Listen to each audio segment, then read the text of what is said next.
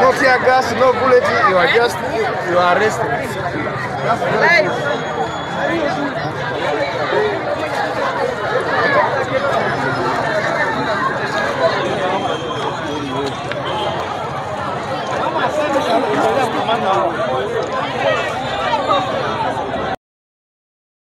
On est au Congo, il y a toujours des problèmes. Si t'es fâché, il faut boire de l'eau, tu te couches. Oh, n'importe quoi ça. Et ce n'est pas fini. Bon, Abino Batbolanda va passe-temps. Rendez à César ce qui est à César. Et l'axarani, à Dieu ce qui est à Dieu. Et l'axarani, il faut expliquer Bissonan. Oh, Marambazo, ça les a à César, te. Hein? Il faut foutre à Melaete. Oh, Moutaloni, Yango Fabuka. N'était pas Matela, Yango Sengeli, va quitter là. Si qu'on va interpréter les rabbins, à Dieu ce qui est à Dieu. César ce qui est à César. Makamanza, mais Bassin, Abino Pesa Badim, Baufrand. Et Zalaka. Et Zalaka, bon, Maramba Boy. Tolo Bate. Boko Kalaka. C'est ça au client. Il a vu là. Les abeilles. Le monde, moi je vois pas. Tourne mon téléphone. Que je capte. Hein?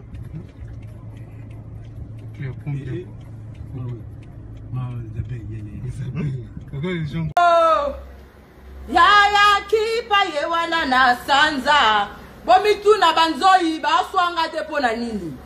Bomitu na pona nini batu nyonso bakima banzoi kasi ngai nazokima nzoi te. Bomitu na moto nzambe yaya kimpa pa. Omekyo kangami.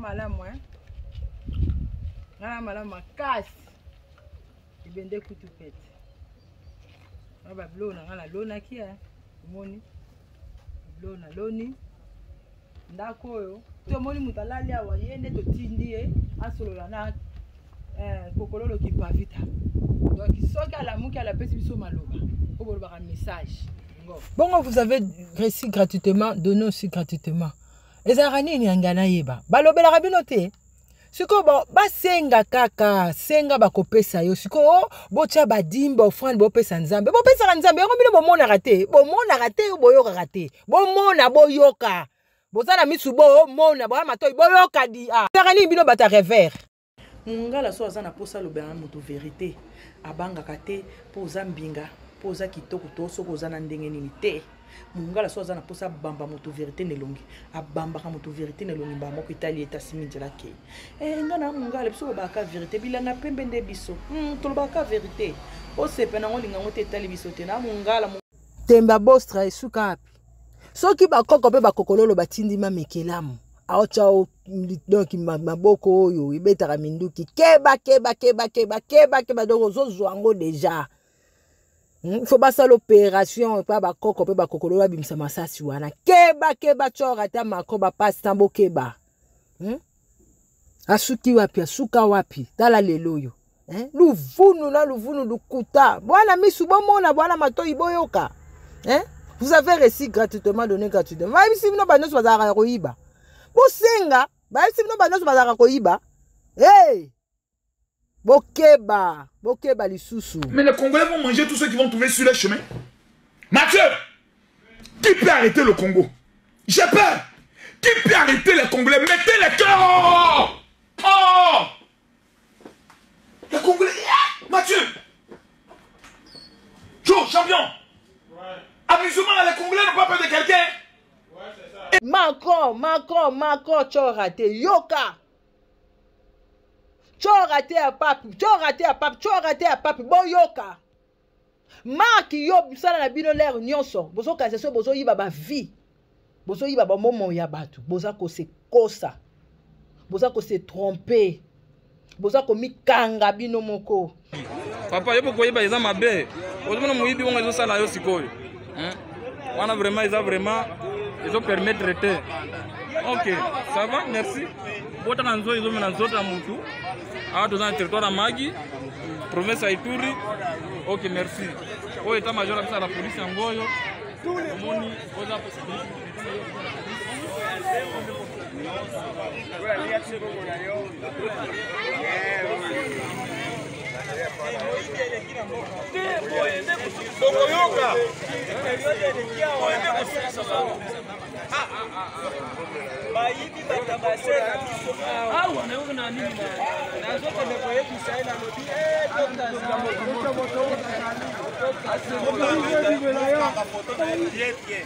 bakoki kosolola na ye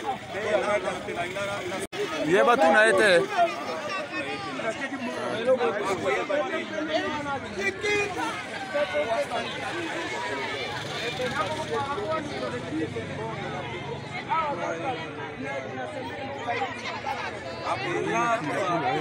tokanisaka ya lokuta me yango oyo bovivre événement ya solo ezali ndeko na bino Maka Paratum nde azolobela bino eza ya solo awa na état major ya police moyibi ayibi android yango wana eza na maboko na ye sikoyo basaleli ye makambo oyo bozomona banzoi batondiseli ye banzoi na nzoto yango oyo tozolinga to publier bomona yango nzoto mobimba eza nzoi kopti na mutu eza nzoi nde nganga na ye wana azoloba telema likolo yango ya telemi nganga ye wana alati sultani ya pembe na mwa rouge na mutu azobimisa ye na état major awa docteur ye oyo soki kombo na ye nani nazotuna ye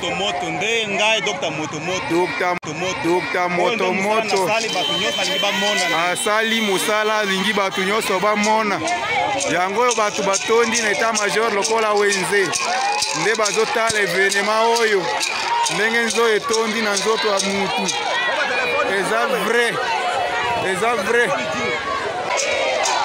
botala vrai ou faux sikoyo mutu akotia tembe nde nani mutu akotia tembe aza nani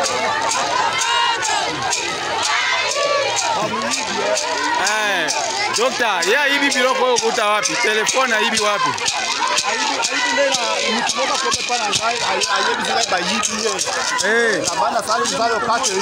tango yango yo tango yango yo likambo na tango na yango oyo tango malamu tango yango yo tango yango yo likambo na tango na yango oyo tango malamu tokosamaki mingi bacholaki pe mingi likambo na tango na yango oyo tango Kongo ngo vena biso pauvre de baba ake te simbite ake kota makambo nzambe osongi neni me ake makambo kota nzambe ngo salango pe bien aosa suna kopa mafia sese omoni pa nzambe abimisanga na eloko eza na sabisango atombola ngo ebimi likolo yango elia vena biso de baba okopani et puis yango nazo expliquer suna ba misusu batikali wana o basela akomba nzambe ba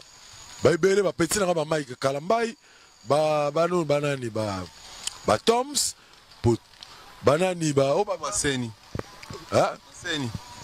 baclovis makola nazoyebisa yo te donc c'est-à-dire bazala bandenge moko place mo bakendaka ozona babasala nzambe moni wana babasala nzambe faut respecter bon nga biso totuni yo so bozi okufa noka na makambo non totuni yo okufa noka na makambo na mutema yeba yango ngana yo masumu tosalaka na journée tosalaka masumu kieke bango eloko nazo apprendre sikoyo omoni bango basimbaka bible bayebi makambo nzambe mais bavivaka toujours au contraire ya nzambe nazoyebisa yo parce que nga moko delilesi nabetela lisolo na bapauvre mama Marie Misambo nayebisa yo nga mona makambo ondosala na kofi nga zobosi nazo comprendre donc Marie Misambo aya na ngola mutabekisa c'est Xavier Lopez numéro 10 à Mboko.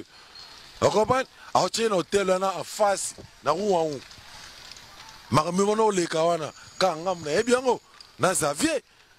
Vous comprenez? Donc batambola na koma nzambe na lolemo mekati na bango baza babutu babongwana te yango na sepelaki na frère nani José Nzita l'interview moi asalaki pas confrère na yo Papi Mboma donc na sepelaki asolaki penza po bango bakoma mona fana ta veste moko boye pantalon moko lemba azaloka mosena nzambe mekati na bango bazo détruire bafia bato Kongo sosolaki mbango po ete kimia epesamela yo anyokoma kimbula tukumisa to na boloko mpe andimiliwa mabe nini toma nkolo asalaki kati na mokili Kongo sosola ozali mboka ya bilaka Kongo